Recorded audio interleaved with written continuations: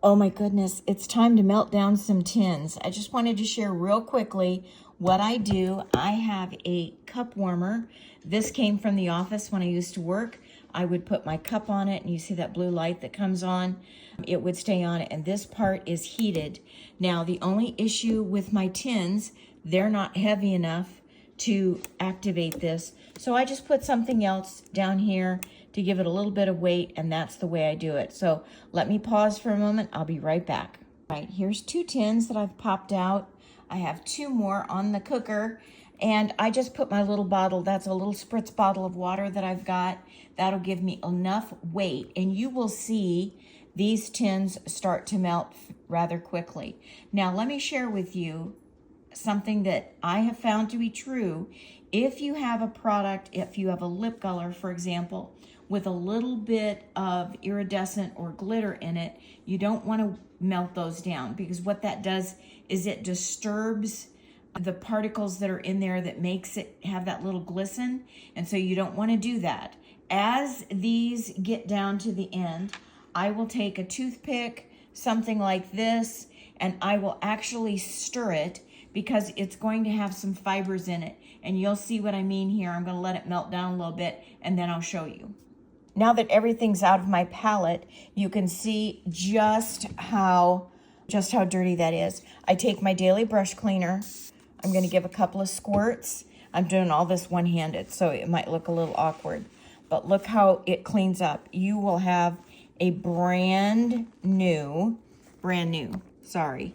you're going to have a brand new palette when you get done with this, because it's going to put it right back to where it was when you first started using it. I'll do a little bit better when I have both hands, but you can see that it works. Okay, this is what I mean about stirring it. So I just kind of go through here, stirring it. And did you see that right there? Did you see that little fiber? I just put it, I just put it on my cleaning cloth because I'm doing laundry today. So all of my cloths are going to get washed up. But do you see that? That gunk right there is dust, whatever, something, you know, your brush may have introduced it. So do you see how I just go through? I want to make sure all that's gone. Now, this tin is done. So what I do with that, very carefully, because I've spilled these before, I scoot it off of the heat. And then I pull in this one, which still needs to melt a little bit more. So I'm going to put my main shade on there. So that is the process I will do for all of them. I will let this one back here, that's my contour. I'm going to let that one cool a little bit so that I can pick it up, and I'll put it right back into my palette.